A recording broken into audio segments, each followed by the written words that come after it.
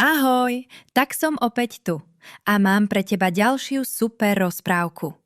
Túto aj množstvo skvelých rozprávok nájdeš na stránke rozprávky.zaujímavé.info. Pomôž nám sa zlepšovať.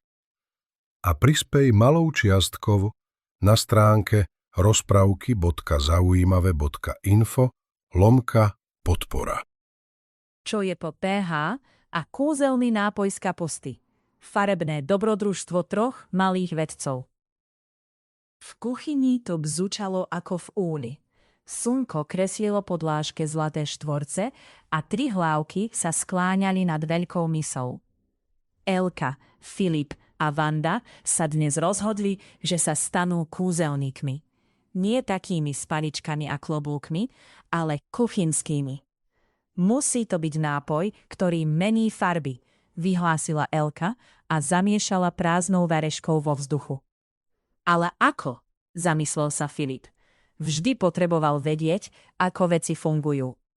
Farby sa predsa sami od seba nemenia. Potrebujeme nejaký plán. Vanda, ktorá si práve kreslila do zápisníka, zdvihla hlavu. Možno potrebujeme tajnú prísadu. Niečo, čo vyzerá úplne obyčajne, ale v skutočnosti je to čarovné. V tom prišla do kuchyne maminka a v sieťke niesla zvláštnu tmavo-fialovú hlávku. Pozrite, čo som doniesla z trhu. Červenú kapustu. Všetky 3 deti na ňu pozreli. Červená? Veď bola jasne fialová. Maminka, ale kapusta je fialová, nie červená, povedal Filip a prstom si napravil okuliare, ako by si chcel byť istý tým, čo vidí. Maminka sa usmiala. To je práve tá záhada. Možno nám pomôže s vaším kúzelným nápojom. Ale pozor, všetky kúzla v kuchyni robíme spolu. Dobre? Deti nadšene prikývli. S pomocou maminky nakrájali zo pár listov kapusty na malé kúsky. Vyzerali ako fialové papieriky. Potom ich zaliali horúcou vodou a chvíľu čakali. Voda sa pomaličky začala meniť. Najprv bola len bledá, potom tmavla a tmavla, až bola ako tmavá nočná obloha. Jej, to je krásna farba, zašepkala Vanda a hneď si ju chcela nakresliť. Teraz máme základ, povedal Filip a nalial si trochu fialovej vody do priesvitného pohárika. Je to náš prvý krok. Čo ďalej? Pridajme niečo kyslé, navrhla Elka a ukázala na citrón v košíku s ovocím. Kúzla majú radi prekvapenia. Maminka im rozkrojila citrón na poli. Voňal sviežo a čisto. Elka vzala jednu polovicu a opatrne z nej vytlačila pár kvapiek priamo do Filipovho pohárika. Stalo sa niečo úžasné. Len čo sa kvapky citróna dotkli fialovej tekutiny, farba sa okamžite zmenila. Z hlbokej fialovej sa stala žiarivá, veselá rúžová. Fíha! Vyhrkli všetci naraz. To je ako kúzlo, tešila sa Elka. Z fialovej je rúžová. Filip si prezeral pohárik z každej strany. Ale prečo? Čo ten citrón spravil? Citrón je veľmi kyslý, vysvetlila maminka. Je v ňom niečo, čomu hovoríme kyselina. A zdá sa, že naša kapustová voda je taký malý vyzvedač. Keď v nejakej tekutine nájde kyselinu, hneď to na seba prezradí zmenou farby. Vyzvedač? Zopakovala Vanda. To sa mi páči. Takže tá fialová voda je náš farebný indikátor.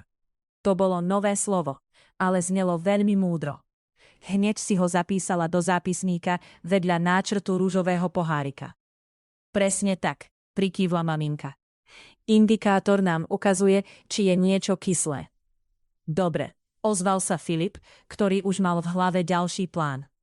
A čo sa stane, ak pridáme niečo, čo nie je kyslé? Napríklad niečo sladké? Cukor? Bol to skvelý nápad. Vzali ďalší čistý pohárik s fialovou vodou a nasypali doň lyžičku cukru. Miešali a miešali. Pozorne sledovali, ale nič sa nestalo. Voda zostala stále rovnako fialová. Aha, zvolal Filip. Takže cukor nie je kyselina. Nevyšlo to? Spýtala sa Elka. Vyšlo, Usmial sa Filip. Teraz vieme, že cukor farbu nemení. To je tiež objav. A čo skúsime teraz? Vanda už mala pripravenú ďalšiu prázdnu stranu v zápisníku. Viem, maminka priniesla malú škatuľku s bielým práškom. Toto je sóda bikarbóna. Dávame ju do koláčov, aby pekne narástli. Je tiež kyslá? To práve zistíme, povedal Filip a cítil sa ako skutočný vedec. Nabral na lyžičku trošku bieleho prášku a opatrne ho nasypal do 3. pohárika s fialovou vodou. Prášok zasyčal ššš a okolo neho sa začali diať veci. Fialová farba sa najprv zmenila na tmavomodrú, ako by do nej niekto nalial atrament. Deti ani nedýchali. A potom, keď Filip tekutinu jemne zamiešal, modrá sa premenila na krásnu zelenú, ako jarná tráva. Páni, zašepkala Elka. Z fialovej na modrú a teraz zelená. Toto je najlepší kúzelný nápoj na svete. Takže sóda bikarbóna nie je kyslá, dumal Filip nahlas. Je to opak kyseliny? Presne tak, pochválila ho maminka. Látkam, ktoré sú opakom kyselín, hovoríme zásady. Naša kapustová voda, náš malý zvedavý indikátor, nám ukázala, že sóda bikarbóna je zásada a preto ju zafarbila na modro až zeleno. Vanda si do zápisníka nakreslila 3 poháriky vedľa seba. Prvý bol ružový s nápisom kyslé citrón, druhý bol fialový s nápisom nič, cukor a tretí bol zelený s nápisom zásada sóda. Pozrite, ukázala im svoj obrázok. Máme dúhu v pohárikoch. Elka dostala ďalší nápad. Čo ak by zmiešali ružovú a zelenú vodu? Vrátilo by sa kúzlo späť? Opatrne zliala obsah ružového pohárika do zeleného. A naozaj, kvapalina zabublala a farby sa začali miešať, až kým zmes nebola opäť fialová. Vrátilo sa to, skríkol Filip. Keď zmiešame kyselinu a zásada, navzájom sa zrušia a náš indikátor má zase svoju pôvodnú farbu. Celé popoludnie sa hrali na kúzelníkov a vedcov zároveň. Skúšali, čo spraví s fialovou vodou ocot. Zmenila sa na ružovú, lebo je tiež kyslý. Alebo voda z mydla. Zmenila sa na modrastú, lebo je slabo zásaditá. Každý pokus si zapisovali a kreslili.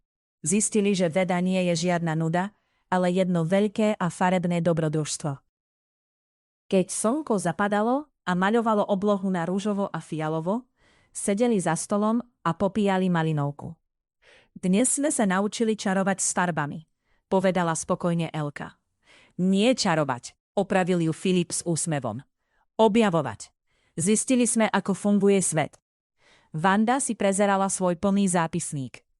A zistili sme, že aj obyčajná kapusta môže byť kúzelná. Len treba vedieť, ako sa jej spýtať.